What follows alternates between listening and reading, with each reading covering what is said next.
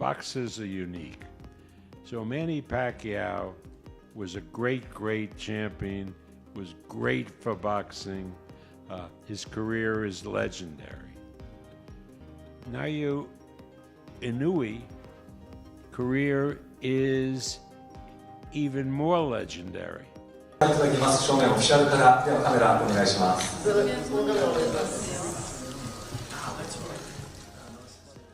In a recent press conference, Naoya Inoue issued a stern warning to his upcoming opponent, Kim Lee-jun, ahead of their highly anticipated bout in Tokyo. The Japanese boxing sensation, renowned for his devastating knockout power, made it clear he is fully prepared to defend his titles and is not underestimating Kim in any way. While acknowledging his challenger's abilities, Inoue emphasized his determination to prove once again why he is considered one of the best pound-for-pound fighters in the world. With a reputation for ruthless efficiency, Inoue's message was unmistakable. He's ready to deliver a dominant performance that will leave no doubt about his superiority in the ring. はい、ありがとうございました。井上尚弥選手、そしてキム・イェジェン選手、お二方ありがとうございました。The upcoming fight between Naoya Inoue and Kim Lee-jun is generating significant buzz in the boxing community. Inoue, known for his relentless pressure and knockout power, aims to extend his impressive record and further solidify his status as one of the best pound-for-pound fighters in the world. On the other hand, Kim is determined to prove he can defy the odds and pull off an upset. Inoue's keys to victory include applying early pressure, stringing together powerful combinations, and exploiting any openings to secure another knockout. Kim, however, will need to stand his ground, utilize his heavy-handed power jab, and avoid being overwhelmed by the spotlight at the Araki Arena. Hi there, welcome to Boxing Media Hub. So the replacement for Sam Goodman to face Naoya Inoue has been named as Joon Kim. Don't know much about the fella, but he replaces Goodman on the 24th of January from the Ariake in Tokyo, Japan. Who wins and how? January 24th, 2025, at the Araki Arena in Tokyo, Japan. Inoue, known as the Monster, will defend his undisputed super bantamweight titles, which include the IBF, WBA, WBC, and WBO belts. With an impressive record of 28 wins, 25 of which have come by knockout, Inoue enters the ring as the heavy favorite to retain his titles. Kim, a late replacement for Sam Goodman, holds a record of 21 wins, 2 losses, and 13 knockouts. Though Inoue's favorite, Kim, nicknamed the Troublemaker, is determined to pull off an upset. Kim believes his diverse skill set and international experience could give him an edge. The fight promises to be thrilling, with Inoue looking to add another knockout to his highlight reel, while Kim aims to shock the world with an unexpected victory. Naoya Inoue is taking on Joon Kim, and Inoue is a sizable favorite. Kim is taking this fight on 8 or 9, maybe 10 days notice, very short notice. He's won 2 straight. He lost a fight prior in his UFC debut. On paper, this stylistically looks like just a squash match for Inoue, but the cynic in me says these are the fights you got to be careful about, because when you start looking ahead in boxing, weird things can happen. Inoue is one of the 10 best fighters in the world, so you'd assume that wouldn't happen. But he's in his 30s in the lower weights, so weird stuff happens. Still, that being said, I'd be very surprised if he lost this. Joon Inoue has solidified his status as a dominant force in the super bantamweight division. With his devastating knockout power, exceptional ring IQ, and technical skill, leaving a trail of defeated opponents. On the other hand, Kim enters the ring as a formidable challenger. Known for his speed, agility, and punching power, Kim has earned respect within the boxing community. Despite stepping in as a late replacement for the injured Sam Goodman, Kim is not to be underestimated. With a record no one can break and an undeniable determination to make a statement on the big stage, Kim is ready to prove he belongs among the best. Goodman was injured with the left eye, and I think there was an occurrence of that injury, and that's why the fight is that happening. Now, this poster has become this poster. Initially, I thought it will be hard for Inoue's camp to actually pursue the fight, because the announcement of the postponement or the cancellation of the fight came, I think, within the month of the fight. The fight is due to happen January 24, and Kim was just identified, I think, less than a month. So it was really very brave of Kim to accept this fight. But at the same time, I understand this is a big opportunity that a lot of boxers wanted. So, but the real question here is that, is this fight even worth watching? Is this fight even gonna be a real fight? Does this guy Kim or Joon Kim have a chance against Naoya Inoue? Now, let me give you a perspective first before we go on to details on what I think Kim should do and what is the chance, and of course my personal opinion about this one. The fight between Naoya Inoue and Kim Lee-jun is set to take place at the Araki Arena in Tokyo, Japan, a venue renowned for hosting numerous high-profile events. The atmosphere is expected to be electric, with fans from around the world tuning in to witness this thrilling clash between two warriors. Inoue, fighting on home turf, will have the advantage of a supportive crowd, while Kim will look to silence his doubters and make a statement in boxing history. Inoue's journey to the top has been nothing short of spectacular. Born in Kanagawa, Japan, he began boxing at a young age, guided by his father and trainer, Shingo. His amateur career was impressive, and he quickly transitioned to the professional ranks, capturing his first world title in just his 6th fight. Since then, Inoue has continued to dominate, unifying titles and moving up weight classes with ease. Great finisher. I think he's the best finisher in boxing. He's Joe Louis, he's Mike Tyson, he's Jack Dempsey. 3 of the greatest finishers in the history of the sport. He's all of them. His explosive power has been a hallmark of his career, earning him a reputation for spectacular knockouts. Inoue's ability to generate tremendous force in his punches while maintaining lightning-fast speed allows him to overwhelm opponents with a relentless barrage of attacks. This strategic focus on the featherweight division is a testament to Inoue's dedication to his craft. Rather than seeking fame or fortune through high-profile bouts in heavier weight classes, he is committed to mastering his division. Inoue believes true greatness comes from consistently dominating his weight class with precision and intensity. His approach reflects his discipline and unwavering commitment to becoming the best fighter he can be, always refining his skills and techniques. He's already undisputed. Why is he staying at 122? Why is he fighting this guy? The thing is, though, he's coming up from, 115? He started at 108. 108. This guy was tiny. Going up 126, that's another division. It's going to be his 5th, 6th division. I think that's why he's taking it a bit slow. Of course, people are pushing him for 126, and I think at 126 we will see Inoue struggle a bit more, especially if you've been jumping so many weight classes throughout your career. Inoue may receive his first loss. Naoya Inoue's victory over Stephen Fulton was a defining moment in his career, solidifying his status as one of the top pound-for-pound boxers in the world. The fight took place on July 25, 2023 at the Araki Arena in Tokyo, Japan, where Inoue captured the WBC and WBO super bantamweight titles. He defeated Fulton in the 8th round with a stunning knockout, further cementing his dominance in the division. I'm proud of the fact that I put Inoue on my pound-for-pound list, 3 years ago. Whatever it was. I don't even know how long. That's true. And no one... You've been on him before I even knew who he was. Ken, no one had him anywhere near it. They basically barely knew who he was, as you just touched on. And obviously he dominated Fulton, or at least put it this way, he established control right from the start.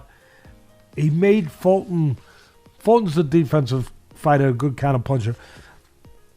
He made him concentrate more on defense and surviving than Fulton really wanted to early. He set the course of the fight, the mentality of the fight, the theme of the fight right from the start.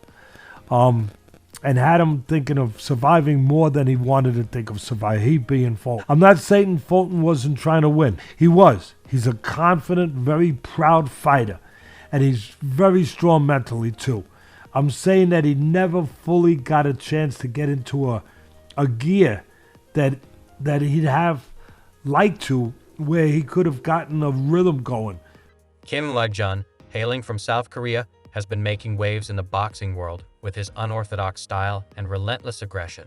His rise through the ranks has been marked by notable victories, as well as a few setbacks, but his resilience and ability to bounce back stronger have earned him respect in the sport. Kim's most recent win against a top contender secured him the opportunity to face Naoya Inoue, and he is determined to make the most of it. In preparation for this fight, both fighters have been training intensively. Inoue's training camp has focused on refining his already formidable skills, with an emphasis on speed, power, and ring generalship. His team is confident that he is in peak condition and ready to deliver another masterful performance.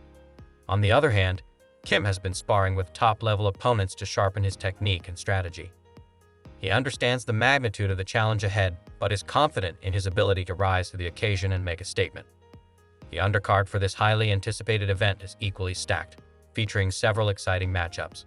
Jin Sasaki, a rising star in the welterweight division, will face Shoki Sakai in what promises to be an action-packed fight.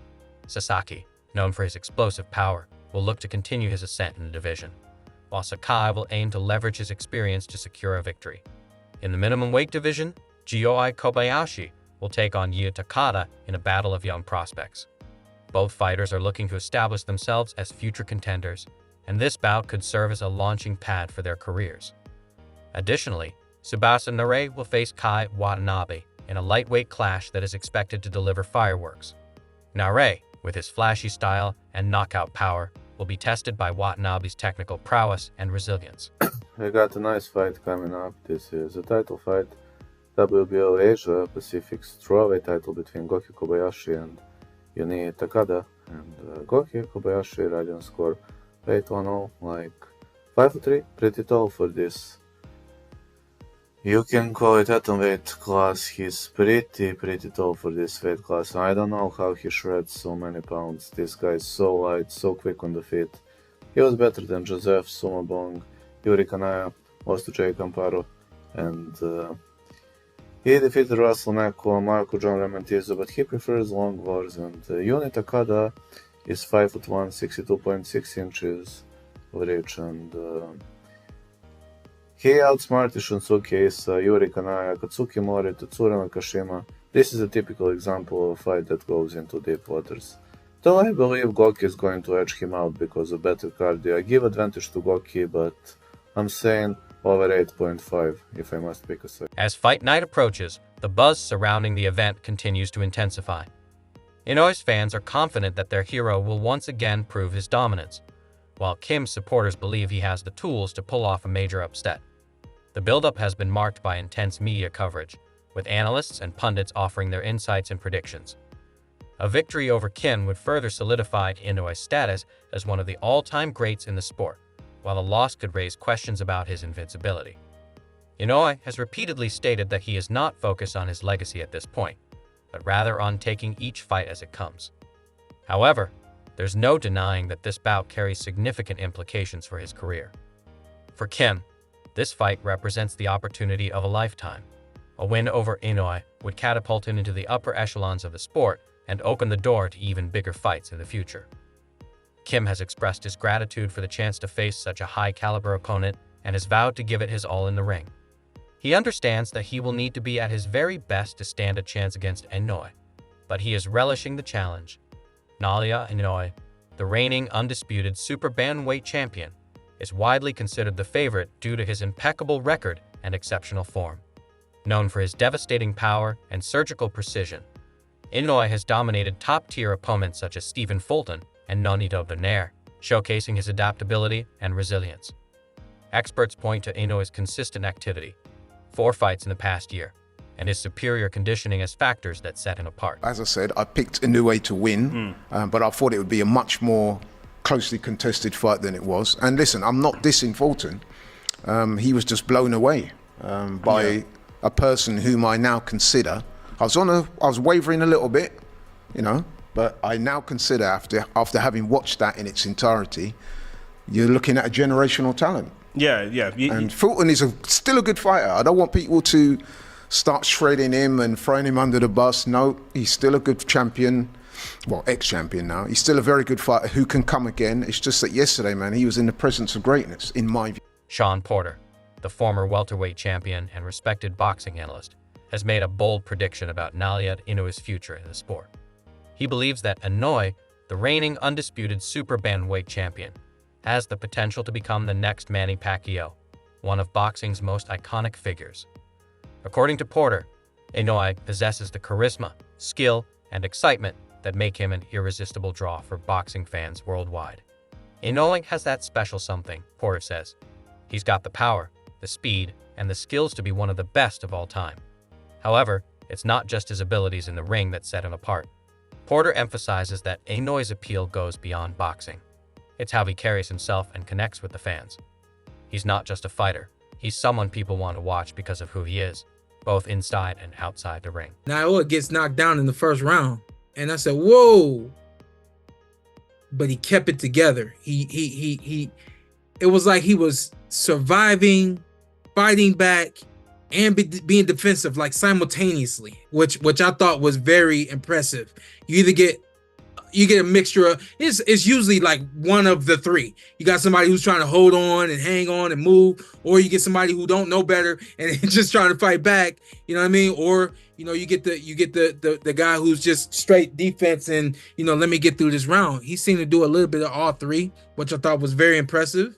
And understanding Neri to have he came into the game in the US when he debuted out here. He came in out here having known to have some crazy power, so when that first punch lands, I'm like, this might be something. Naoya Inoue's notable victories over Nonito Donaire and Stephen Fulton have solidified his dominance, earning praise from boxing legends like Mike Tyson and Teddy Atlas. His impressive technical prowess, knockout ability, and these achievements firmly establish Inoue as one of the top pound-for-pound fighters in the sport. Say the monster is multi-dimensional. Yeah, of course. But have you seen him legitimately be multi-dimensional? Yeah. From a standpoint of being able, obviously we know he can punch. Yeah. We've seen him get to the body, but He's a box people I really haven't seen him stay on the outside and counter punch. Do you think that's what he's going to have to do against Fulton, though? It's not the point. The point is you just call him the #1 fighter on the planet. Pound for pound.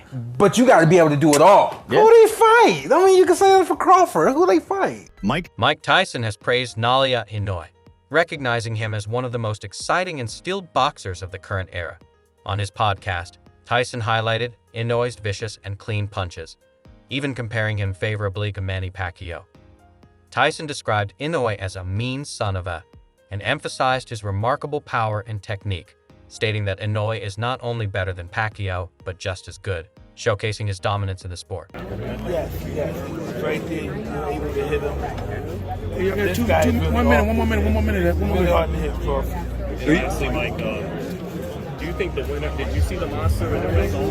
Do you think he's the best pound for pound, or the winner of this fight is the best fighter? Japanese fighter is the best fighter. Mike, they've said, my opinion, I'm nobody, but I think he's the best fighter. Mike, the idea's been thrown out there for him to move up to 130 fights to fight Gervonta Davis down the line.